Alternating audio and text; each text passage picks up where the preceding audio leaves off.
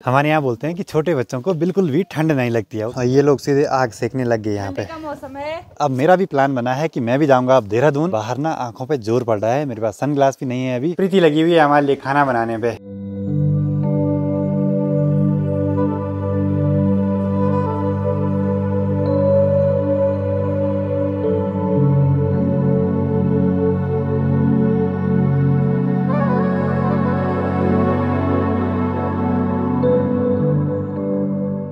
सबसे पहले आप सभी को मेरा प्यार भरा नमस्कार। मेरा नाम है आलोक राणा और स्वागत है आप सभी का देवभूमि उत्तराखंड के केदार घाटी के इन खूबसूरत पहाड़ों से। अभी मैं हूँ त्रिजुगी नारायण गांव में और कल यहाँ बर्फ़बारी हुई है, तो देख सकते हैं आप लगभग 3-4 इंच तक बर्फ़बारी हुई थी। बाकी पूरी जो केदार घाटी है बर्फ़ की चादर से पूरी सफ़ेद सी हो गई है। तो बहुत ही सुंदर से नज़ारे हमको सुबह सुबह देखने को मिले त्रिजुगी नारायण गांव के। सनग्लास नहीं है तो आंखें अजीब सी हो रही हैं, तो ज़्यादा बर्फ़ पे देखेंगे नहीं हम। देखिए जी, एक चीज़ है, हमें लगता है कि हमारे गांव में बर्फ़ नहीं पड़ती है और जिन गांव में बर्फ़ पड़ती होगी उन लोगों को कितना बढ़िया लगता होगा, लेकिन ऐसा नहीं होता है। जिस गांव में बर्फ़ पड़ती है ना, वही लोग जानते हैं कि वहाँ कितनी दिक्कतें होती हैं बर्फ़ की वजह से। एक तो पूरा गीला गीला सा माहौल हो जाता है, फिर कुछ भी काम करने को नहीं होता है, ठंड अलग से बढ़ जाती है। और अब ऐसे गांव जहां लोग खेती बाड़ी गाय बैल भैंस पालते हैं तो उस काम में बहुत ज़्यादा दिक्कतें हो जाती हैं। फिर रोड का आवागमन भी बंद हो जाता है, बिजली भी चली जाती है कभी कभी, तो बहुत सारी दिक्कतें हैं। अब माहौल इतना ठंडा है कि जो गर्म चाय का गिलास है ना, वो भी गर्म बिल्कुल नहीं लग रहा है। ऐसी ठंड के मौसम में गर्मा गर्म चाय का आनंद लेते हैं इन खूबसूरत पहाड़ों के बीच।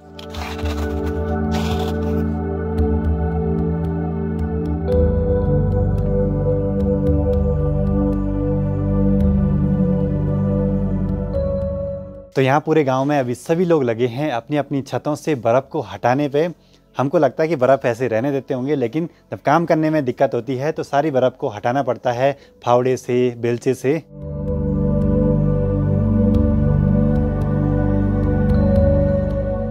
देखो जी, सर्दियों में पॉली हाउस के अंदर काम करने में बिल्कुल अलग ही मजा है। मतलब यहाँ बिल्कुल भी ठंड नहीं लग रही है, पूरा गरम गरम सा माहौल हो रखा है। बस यहाँ एक चीज की दिक्कत हो रही है, आज बाहर ना आंखों पे जोर पड़ रहा है, मेरे पास सनग्लास भी नहीं है अभी, और पॉली हाउस से बाहर आते ही पूरा माहौल सा चेंज हो जाता है।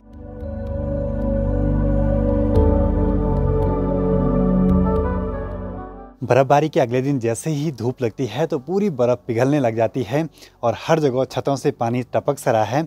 और इस गांव में ज़्यादातर आपने देखा होगा कि लोगों ने टिन लगाई हुई है छतों के ऊपर से, जिस वजह से बर्फ़ यहाँ ज़्यादा टिकती नहीं है छतों पे। नहीं तो अगर प्लेन ऐसी वाली छत बनाएंगे तो इसमें बहुत दिनों तक बर्फ़ रह सकती है। और पहले के ज़माने में तो लोगों ने ना घास फूस के मकान बनाए रहते थे ऐसे ठंडे इलाकों में। और यहाँ सामने खौले से भी ना जो बर्फ है काफी कम हो गई है। मतलब अगर पाला पड़ता है ऊपर से ज्यादा तो उसके बाद बर्फ बहुत दिनों तक रहती है, नहीं तो नॉर्मल वाली जो बर्फ है वो पिघल ही जाती है धूप से जल्दी। तो यहाँ गाँव में धीरे धीरे बर्फ पिघलती जा रही है और अब हम भी निकल पड़ते हैं अपने आगे के सफर पे घर की ओर।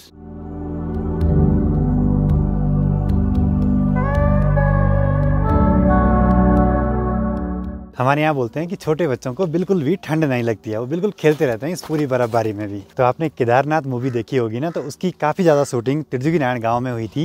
यहीं पास में जो ये पुराने ज़माने का घर है ना, तो यहीं पे सुशांत सिंह राजपूत जी की जो माँ का रोल निभा रहे थे उसमें, वो सिलाई यहीं पे करती थी। मतलब यहीं का सारा कुछ सीन था। तो यहाँ पे नीचे को आना जरा मुश्किल सा हो रहा है। वैसे बर्फबारी और उसके ऊपर से थोड़ी बहुत पाला पड़ा हुआ है। और यहाँ त्रिजुगी नारायण से ठीक सामने दिखाई दे रही है चंद्रशिला पीक, वहाँ भी खूब सारी बर्फबारी हो रखी है अभी।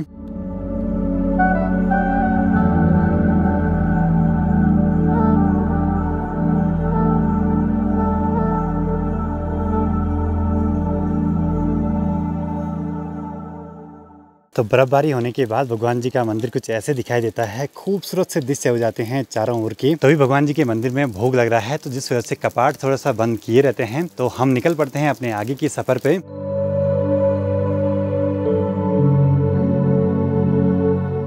अब यहाँ त्रिजुगी नारायण गांव के दूसरी ओर आते ही यहाँ से सामने की पहाड़ियों के नज़ारे दूर दूर तक बहुत ही सुंदर दिखाई दे रहे हैं।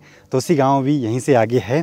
बाकी पहाड़ियों पे बर्फ़ पड़ने से कुछ अलग ही माहौल बन जाता है। अगर आजकल आप लोग त्रिजुगी नारायण आते हैं तो यहाँ आपको रहने खाने की पूरी व्यवस्थाएं मिल जाएंगी। यहीं पास में GMBN के गेस्ट हाउस भी हैं। बाकी यहाँ भी होम स्टे होटल आपको आसानी से मिल जाएंगे।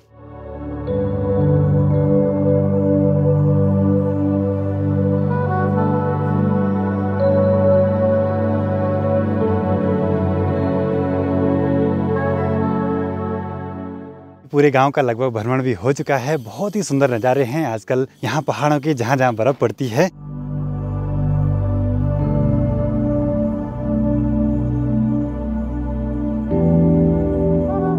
तो चलिए जी, आज का सफ़र शुरू हो चुका है त्रिजुगी नारायण से। देखते हैं कहाँ तक हम जा पाते हैं। आज त्रिजुगी नारायण में मैंने कम से कम 5-6 चाय पी ली हैं सुबह से। पता नहीं इस ठंड के मौसम में पी भी जा रही हैं, और शायद लोग यहाँ नॉर्मली इतनी तो पीते ही होंगे।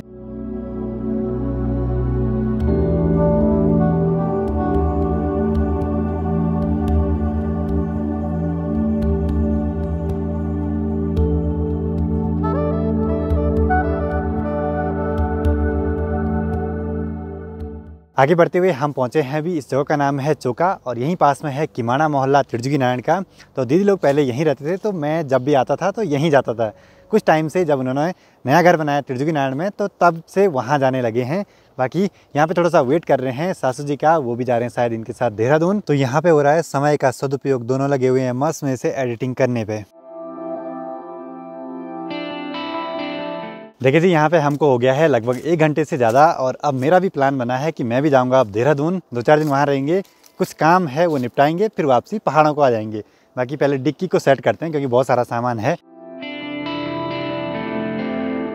सामान भी सेट कर लिया है गाड़ी में, और जिनका हमें इंतज़ार था वो भी आ चुके हैं, सासू जी और गोरी जीजा जी। तो अब आगे का सफ़र हम 5 लोग साथ में करेंगे।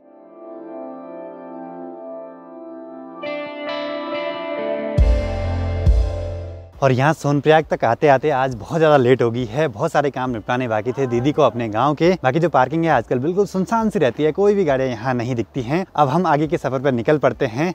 देखते हैं रात कब तक हम देहरादून पहुँच पाते हैं।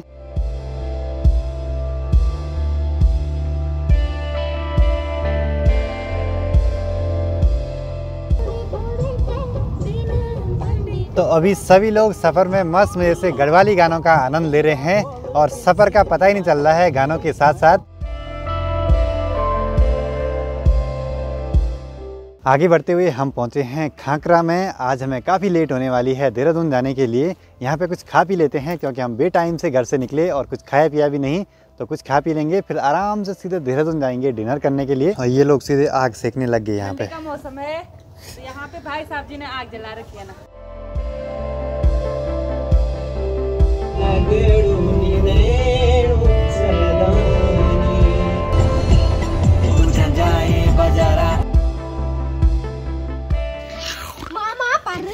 ए मामा के पैरों में ऐसे नहीं पड़ते। प्रणाम प्रणाम। तो फाइनली रात के 10:10 हो रहे हैं, और हम घर पे पहुंच चुके हैं। बाकी यहाँ पे प्रीति लगी हुई है हमारे लिए खाना बनाने पे। क्या हालचाल आपके? बिल्कुल बढ़िया है। तो चलिए जी, प्रीति का हाथ का बनाया हुआ खाने का आनंद लेते हैं। सफ़र की बहुत भयंकर थकान लगी है। हम आज सुबह थे ठंडे इलाके में, बर्फ़ वाले इलाके में, और अभी शहर में पहुंच चुके हैं। तो वीडियो को यहीं पे क्लोज करते हैं। वीडियो पसंद आए तो इसको लाइक कीजिए, कमेंट कीजिए, और अपने दोस्तों के साथ शेयर कीजिए। मैं आलोक राणा मिलता हूँ आपसे अगली नई वीडियो में। तब तक के लिए जय हिंद, जय भारत, जय देवभूमि उत्तराखंड।